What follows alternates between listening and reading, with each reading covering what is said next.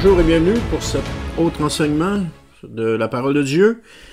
Comme vous avez vu le titre en introduction, c'est les trous exposés de la doctrine de l'enlèvement pré-tribulationnel, une interprétation abusive de la parole de Dieu pour tromper les croyants. Je lisais dans un livre d'un enseignant sur l'enlèvement pré-tribulationnel et celui-ci mentionnait qu'il y avait deux retours de Jésus, un premier pour enlever l'Église et un second pour venir établir son règne, c'était son point de vue. Et il parlait à propos du chapitre de Jean, chapitre 14, les versets 1 à 3, et il disait « Les croyants sont amenés à la maison du Père lors du premier enlèvement, tandis que pendant le second retour, les saints ressuscités ne voient pas la maison du Père. » La petite note que j'ai écrite, c'était « Ouf ». Encore une fois, il y a tout un amalgame de fausseté dans cette affirmation. D'abord, comme je l'ai expliqué précédemment dans d'autres vidéos, la Bible ne fait aucune mention de deux retours de Jésus. Je le répète, elle ne fait aucune mention de deux retours de Jésus. Pour en arriver à cela, il faut sortir les passages de leur contexte, et non seulement les sortir de leur contexte, mais aussi faire des suppositions par rapport à ces passages-là. Sinon, elle n'en parle pas. Il n'y a rien de cela qui n'en parle. Elle ne parle toujours que du retour de Jésus au singulier. Et pour moi, c'est de la pure fabulation. Je dirais même que c'est de la fiction. On a créé un scénario de toutes pièces pour tromper les croyants. C'est pas plus compliqué que ça. Ensuite, l'énoncé soulève une distinction importante entre deux événements supposés dans la doctrine pré-tribulationnelle.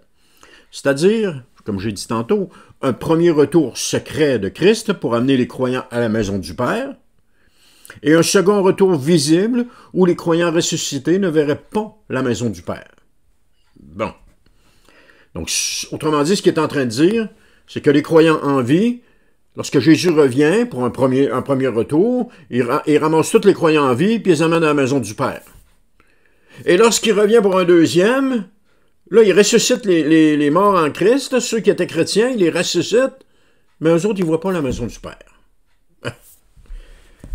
C'est tordu, là. C'est tordu, puis pas à peu près. Puis plus ça avance, plus c'est tordu. À un moment donné, il ne restera plus rien à sortir de là, tellement ça va être tordu. Cependant, cette distinction ne repose que sur des interprétations erronées des Écritures.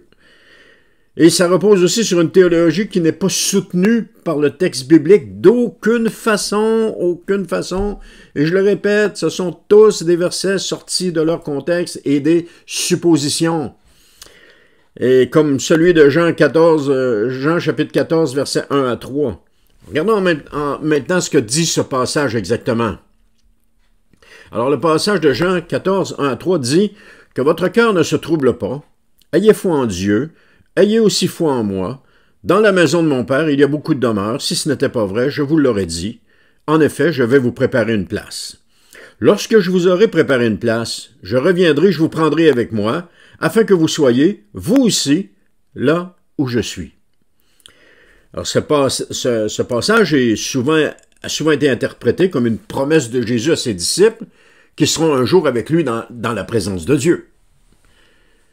Et cependant, selon toute évidence, le texte ne mentionne pas, si vous l'avez vu comme moi, un retour secret ou une séparation entre deux retours de Christ. Le texte ne le mentionne pas. Et on peut aller plus loin que cela encore. Le contexte non plus n'en parle pas. Le chapitre non plus n'en parle pas. Tout l'évangile de Jean non plus n'en parle pas. Et tout le Nouveau Testament non plus n'en parle pas. Puis je pourrais continuer encore jusqu'à toute la Bible n'en parle pas, puis etc. Il n'y a aucune mention de cela. Aucune mention de cela.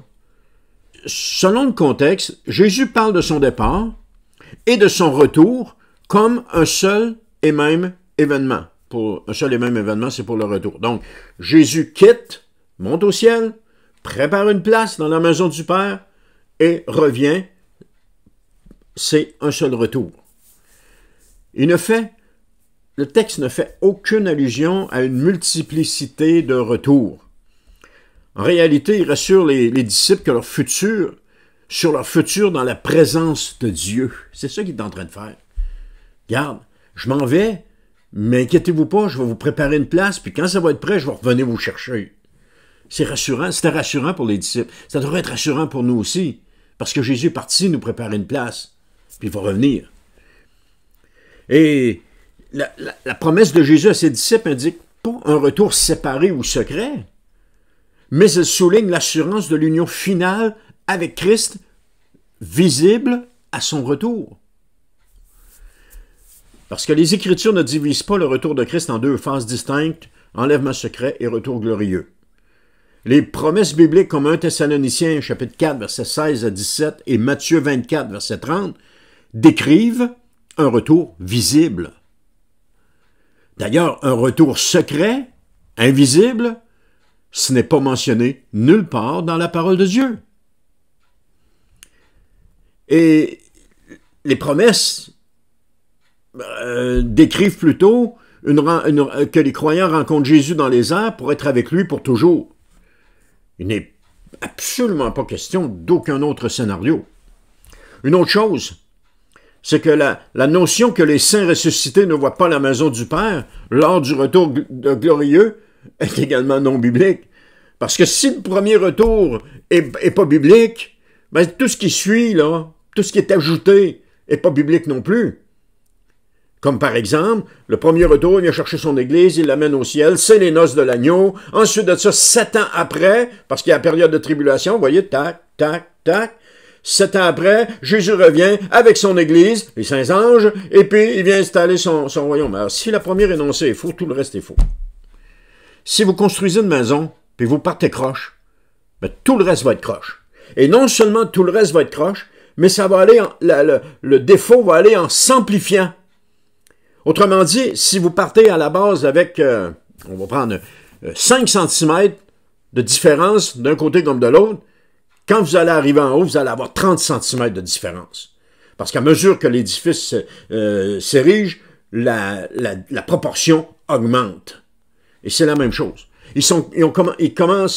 La doctrine commence avec quelque chose qui est faux, et rajoute quelque chose de faux, rajoute quelque chose de faux, rajoute encore quelque chose de faux, rajoute toujours quelque chose de faux.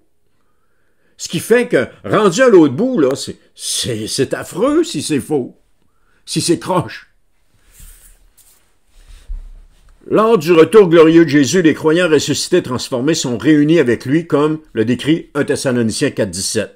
On va le lire ensemble, ça dit « Ensuite, nous qui serons restés en vie à ce moment-là, nous serons enlevés, ensemble avec eux dans les nuées, pour rencontrer le Seigneur dans les airs, ainsi nous serons pour toujours avec le Seigneur. » Donc dans ce passage, il n'y a pas de mention d'une exclusion de la maison du Père, il n'y a pas de mention, il n'y a pas de mention de retour secret, il n'y a rien de ça, c'est quelque chose qui a été ajouté au texte biblique.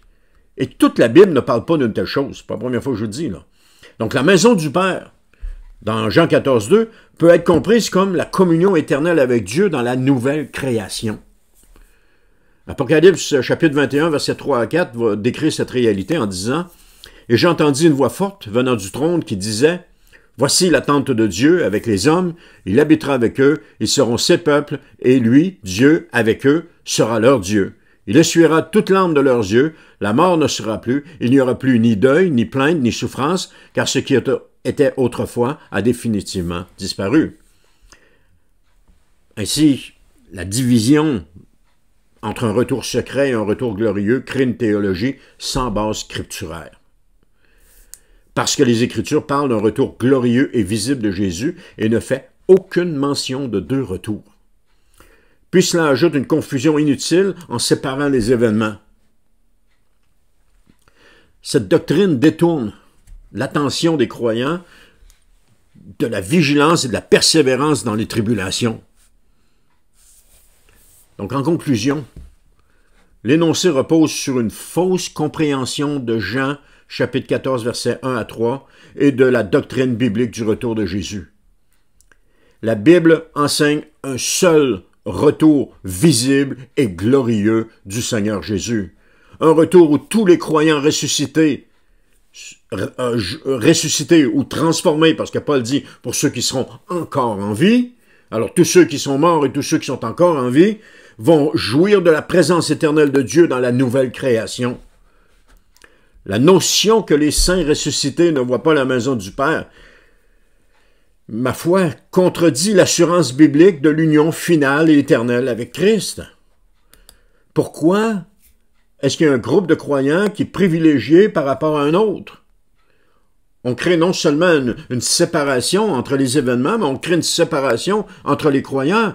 Il y a des croyants, il y a des croyants qui ont vécu avant, qui sont morts, c'est tel que tel, mais il y a des croyants qui vivent aujourd'hui, qui sont vivants, qui eux autres sont privilégiés. Mais pour quelle raison est-ce qu'ils sont plus privilégiés que les autres? Ils sont privilégiés parce qu'ils vont être emmenés au ciel pour les noces de l'agneau. Mais les autres qui sont morts, ils restent là. Mais les noces de l'agneau, c'est pas supposé être un temps pour festoyer. Mais on laisse de côté un groupe de personnes. Ah non, les autres, ils n'étaient pas vivants, il faut qu'ils restent là. C'est absurde, absurde. Ça frise, là. Je n'ai pas le mot pour dire ce que ça frise, mais c'est incroyable. De voir comment tout ça est faux. Et puis, le mot c'est horripile, ça m'horripile. C'est pas plus compliqué que ça. Alors, je vais continuer de m'horripiler tout seul. Alors, merci d'avoir été avec moi pour ce court message et on se dit à la prochaine pour un autre message.